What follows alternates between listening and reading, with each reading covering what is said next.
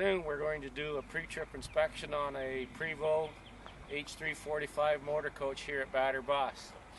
First thing we want to look for is that the valid license plate's on the front of the bus and that the inspection sticker's already there.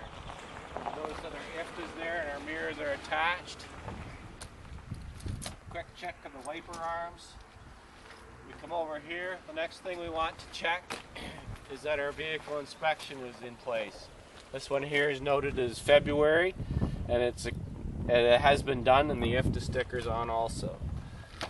Next thing we want to do is make sure that we unlock our door. And we're going to come inside to make sure that we have the adequate paperwork.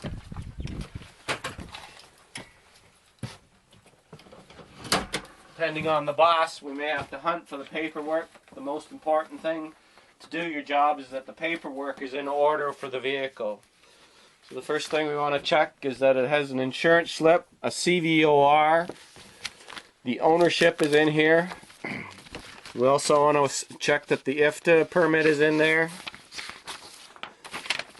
Endorsement for U.S. motor carriers. The annual inspection, which reflects the sticker that was on the outside, and again another copy of the CVOR. The main paperwork's there. We also need to ascertain that the under vehicle inspection has been completed.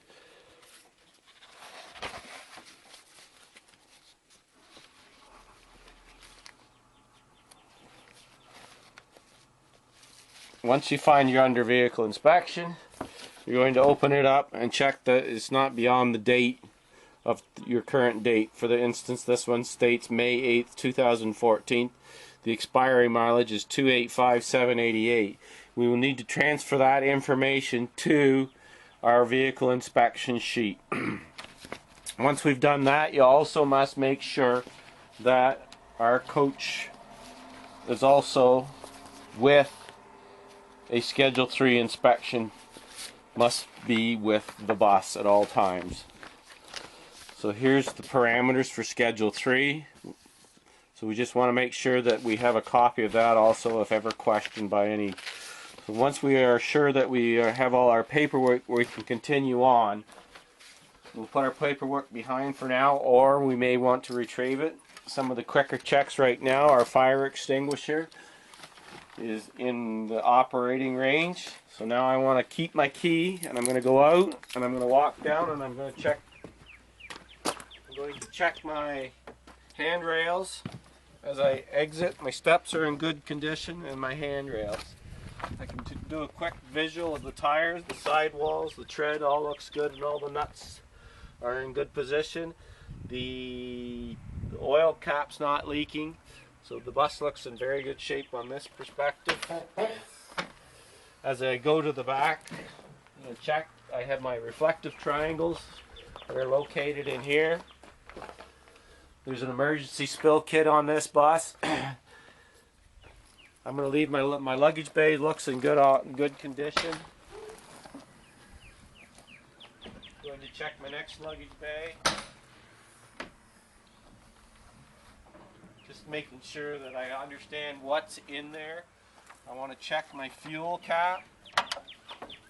Make sure that it's closed and secured. I want to check that the operating requirements are on both sides of the bus. So here's our operating requirements. Make sure that that's all there and legible.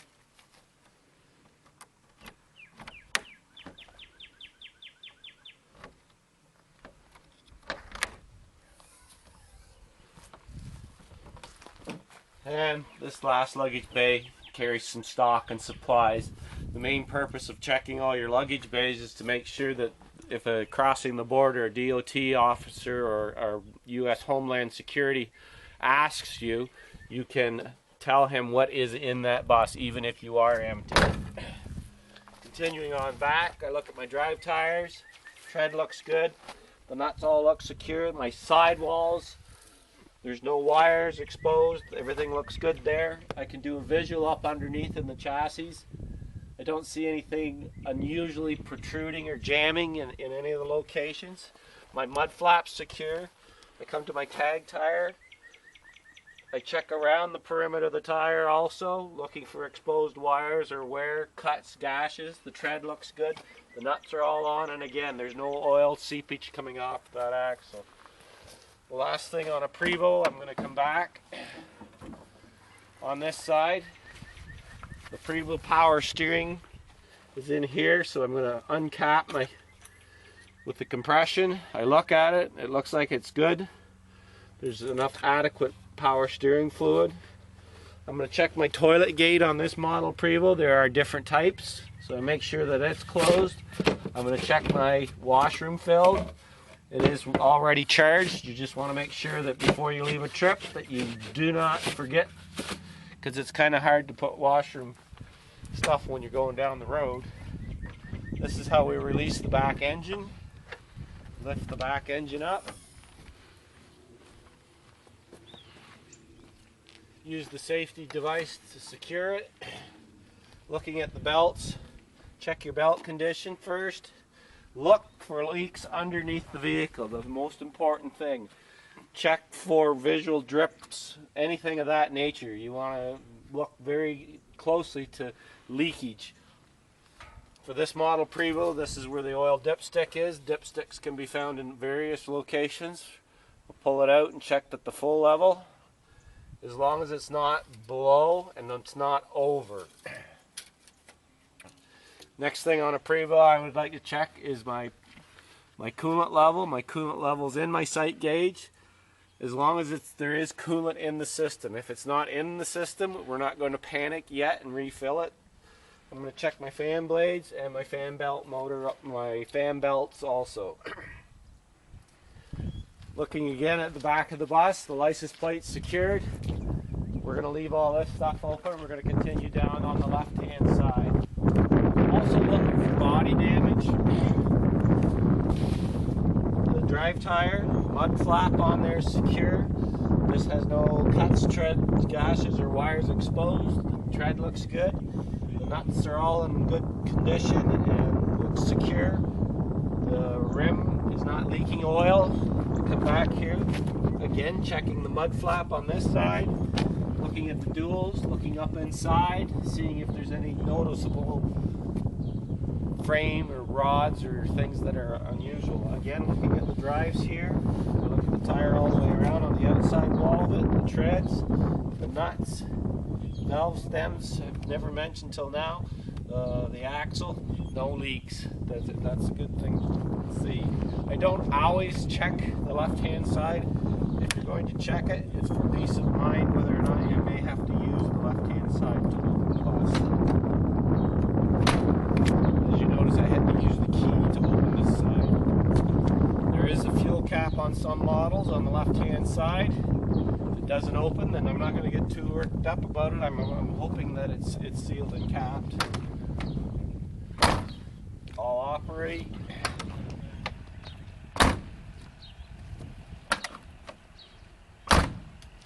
Again, I get up to my front left-hand steering tire, and again I do a quick visual check of the outside tire wall. Tread looks good, nuts are in good condition, nothing leaky. Last thing on this model Prevost I'm going to check is my windshield washer fluid. Here's my emergency door release. I'm going to look to make sure that nothing in this compartment where the steering mechanism is has anything loose. There should be no jugs, packages, anything of that nature underneath this vehicle. Now that we've got our outside perimeter checked, we're going to start the bus up. With the Prevost, we're going to turn on our master power, which is turned on by the dash switch. And I'm going to cue up my gauges. I'm going to just let all my gauges cycle back and forth. We do this with every model bus we have. We wait till everything has cycled before we actually hit the start. Once I go to start, I'm going to start the bus and I'm going to observe the oil pressure. I'm going to check my voltage. I'm just going to leave everything off for a minute and I'm just going to observe my gauges. I do not turn my fast idle on right at the beginning. I want to go back and check some things, but I will start up my lighting. I'm going to turn on my headlights and I'm going to turn on my right turn signal, and I'm going to go to the back now I'm going to do a quick check to make sure there's no oil or fluids leaking out of the bus. I'm going to close up my doors.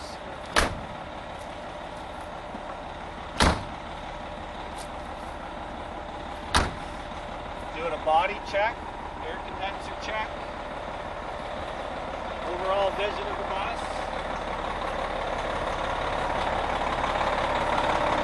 Checking on the right-hand side. Don't see any leaking. Don't see any leaking.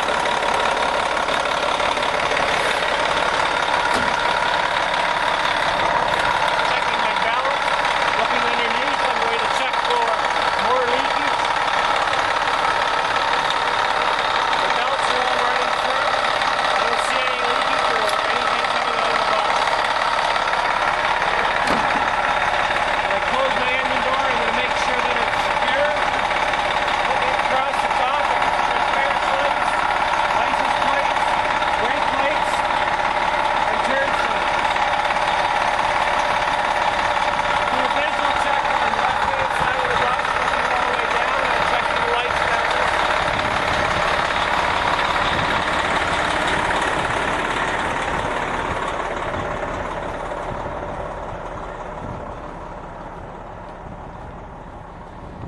I come to the front, I'm going to look at my windshield glass, clearance lights across the top, and I'm on low beam and my right turn signals are still functioning.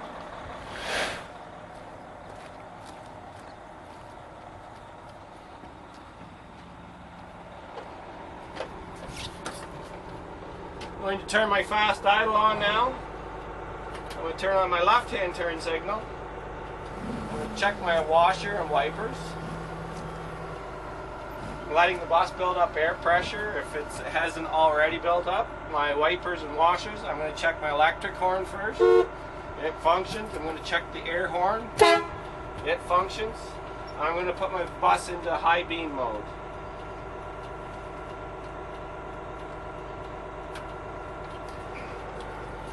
While I'm at that, I'm going to activate my heating and air conditioning. Turn on my driver's defrost, make sure that it also functions. I'm going to go over and turn on my interior lighting.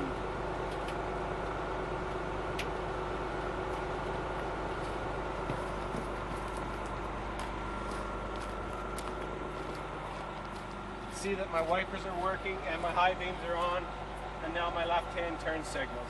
I'm going to do one last check at the rear end while it is in fast idle.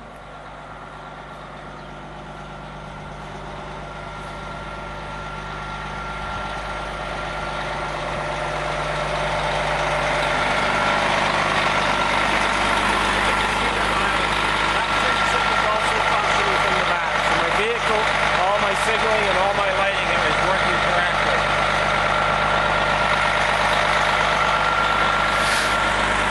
All going on,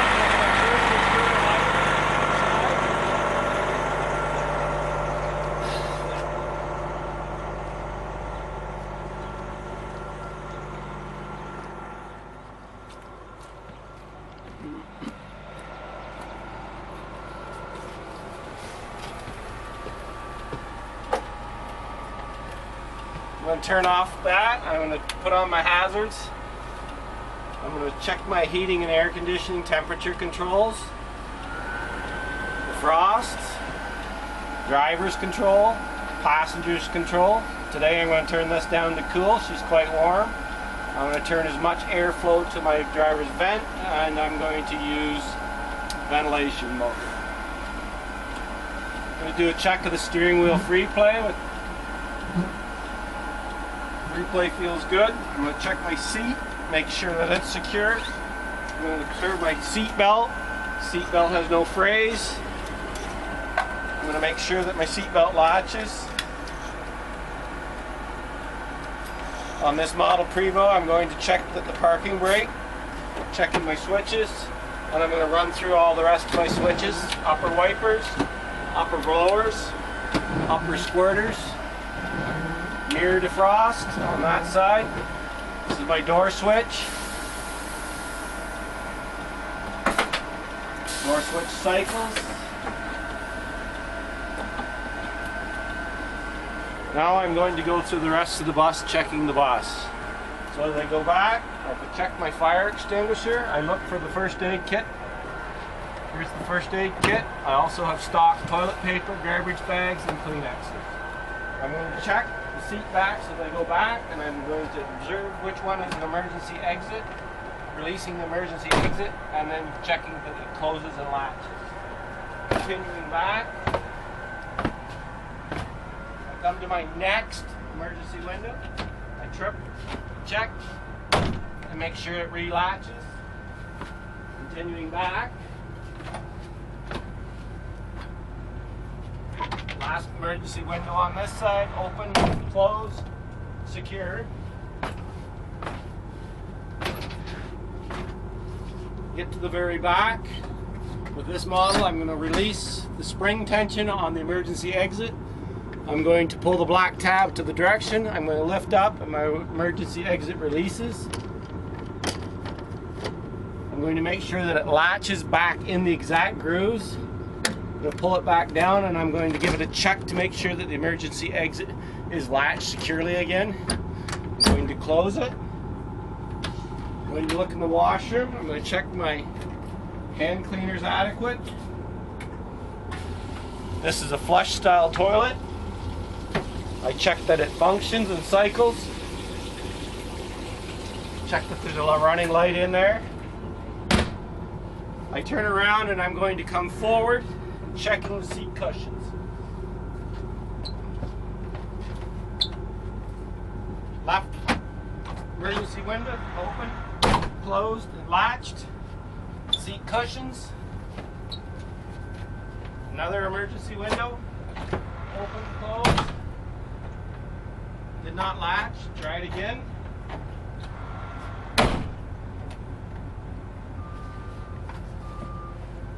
Seat cushions.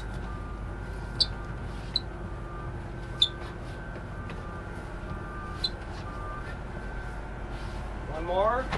Emergency window. Check to make sure latched.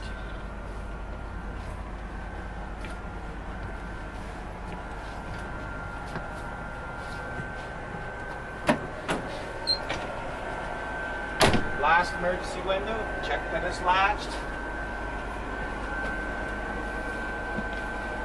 Last documents. I'm going to take a look at my DVD player, check that it powers up. I'll check my switches again from up here. I have my keys. The most important thing is, where are your keys?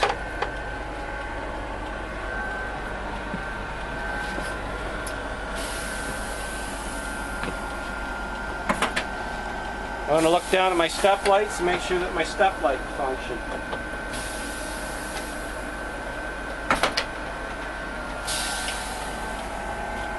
At this point, I might be starting to put in my GPS or any electronic devices that I need to have power to. Here's how you plug it in on this model. The mirror controls, I'm going to adjust my mirrors, check my mirrors themselves.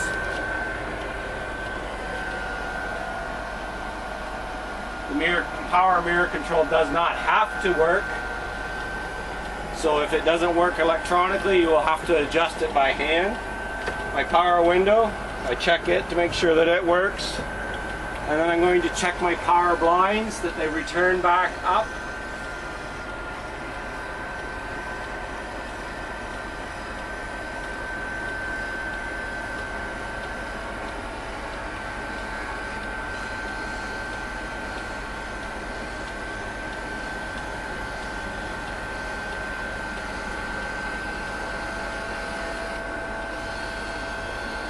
Adjust my passenger mirror.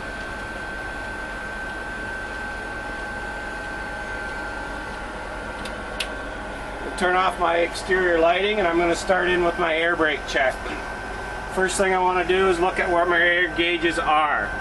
So I'm not sure which is which and I'm not going to really worry about it. First thing I want to do is make sure that the systems activate the low air warning device before 150. Before 55 psi. So I keep pumping down.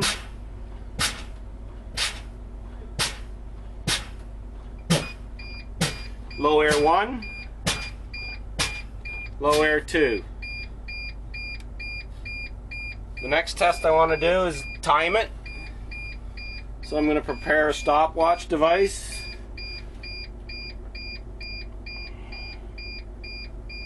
And I'm going to get my stopwatch ready. The audible alarm going out does not mean it really worked.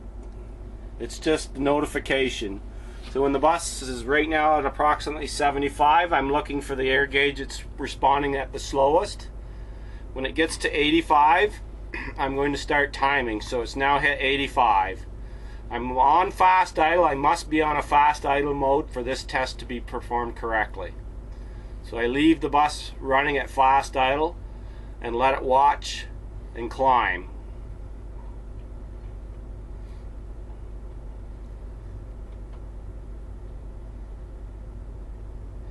And that was 21 seconds that bus reached from 85 to 100, and it did it in 23.63 seconds.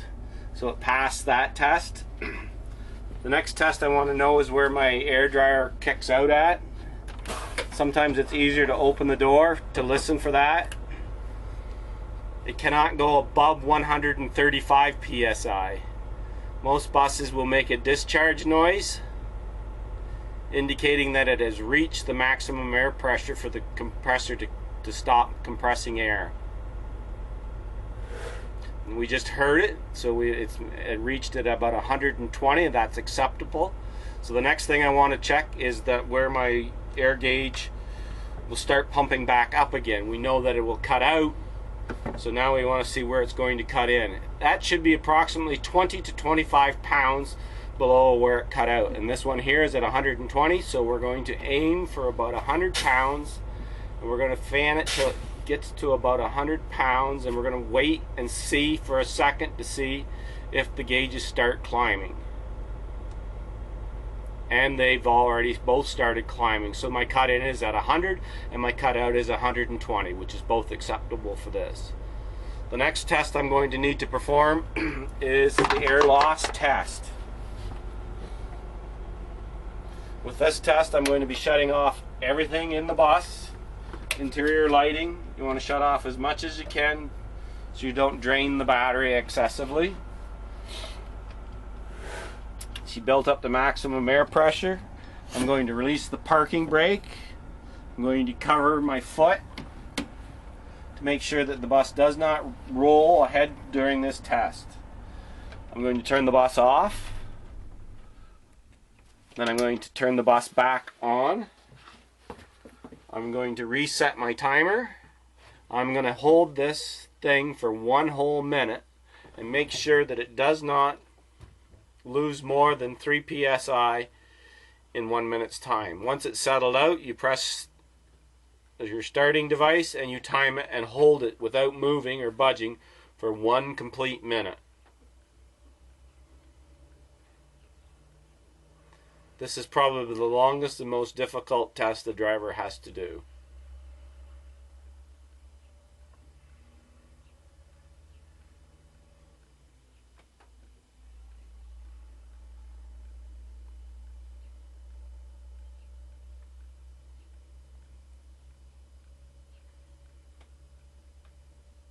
We're at the halfway mark for the 1 minute hold. We're listening and observing for any air loss.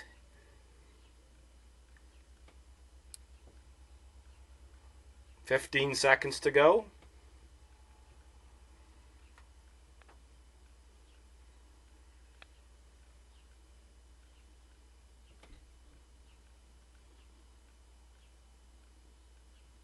"1 minute.